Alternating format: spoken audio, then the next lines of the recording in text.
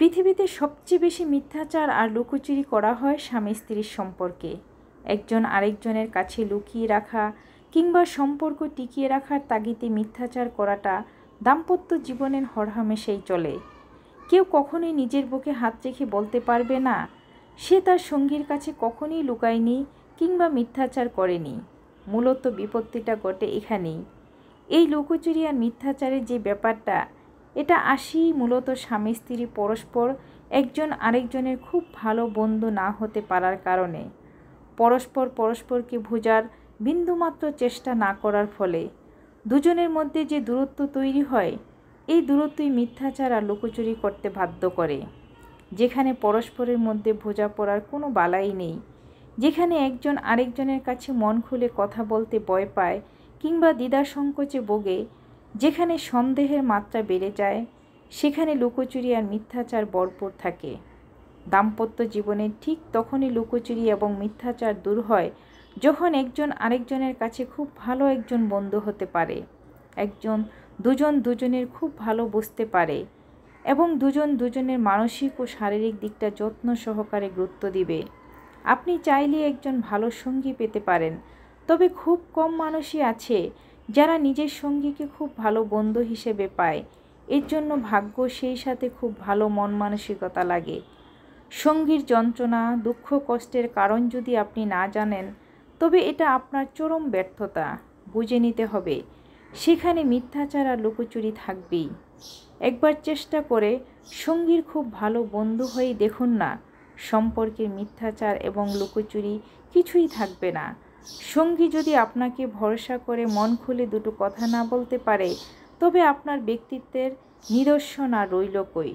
Hello viewers, আসসালামু আলাইকুম। আশা করি সবাই ভালো আছেন। আলহামদুলিল্লাহ, আমিও ভালো আছি।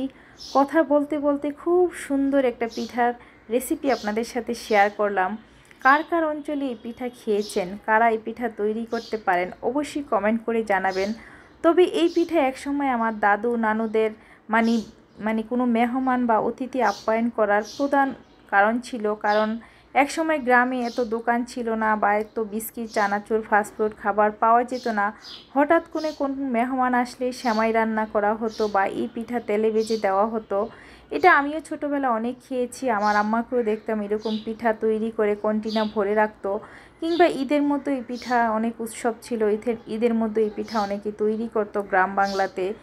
তবে অনেক বছর পর আমার আম্মা এই বছর আমার বাসায় ঈদ করেছে। আম্মার কাছে মনে হয় এই পিঠাটা পছন্দের, সেজন্য আম্মা নিজে এই পিঠা তৈরি করার জন্য তার এক খালার বাড়ি থেকে এই কাঁঠাল পাতা নিয়ে আসছে। তো এই কাঁঠাল পাতায় মা আমি মিলেই আসলে এই পিঠা তৈরি করছি। রাতে আসলে পিঠাগুলো তৈরি করেছিলাম, যেহেতু প্রচণ্ড গরমে আসলে ফ্যানের নিচে পিঠাগুলো শুকিয়ে যায়। তবে এটা রোদেও শুকাতে হবে। আমি তারপর দিন এগুলো রোদে শুকিয়েছি। রোদে একদম মচমচা করে শুকালে এই পিঠাটা তেলে ভাজলে ছোট্ট পিঠাটা একদম ডবল হয়ে যায়। তবে আমি অনেক বড় বড় করে পিঠা তৈরি করেছি, যেহেতু কাঁঠাল পাতাগুলো বেশ বড় ছিল। আপনি এরকম লেপটিয়ে পাতার ডিজাইনও তৈরি করতে পারেন, আবার এরকম ডিজাইন করেও পারেন।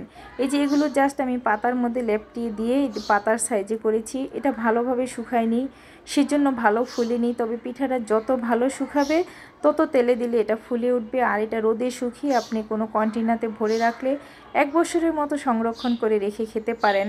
এটা আসলে বাচ্চারা এখন চিপস পছন্দ করে, তো চিপসের মতোই আপনি যদি ভেজে গরম গরম পিঠার উপরে একটু মশলা ছিটিয়ে দেন, ম্যাগি মশলা, কিংবা একটু চিনি ছিটিয়ে দেন। যারা মিষ্টি খেতে পছন্দ করেন তারা চিনি ছিটিয়ে দিতে পারেন, যারা ঝাল খাবার খেতে পছন্দ করেন তারা হয়তো ম্যাগি একটা মশলার প্যাকেট ছিটিয়ে দিতে পারেন। খেতে অসাধারণ মজা লাগবে। বাচ্চাদের দোকানের চিপসের চাইতে মনে হয় এই খাবারটা অনেক স্বাস্থ্যসম্মত এবং মজা। দেখেন আমি ট্রাই করছি, রোদে শুকিয়ে আমি আমার ময়নাকে ভেজে দিচ্ছি। কারণ আমার ময়না এই পিঠার সাথে পরিচিত না, ময়না কখনই এই পিঠা দেখেও নি, খায়ও নি। তাই কিভাবে তৈরি করলাম, কিভাবে খায় সেটা ইনস্ট্যান্ট দেখার জন্য একদিনই পিঠা তৈরি করে রোদে বা ফ্যানের বাতাসে শুকিয়ে ময়নাকে ভেজে দিচ্ছি।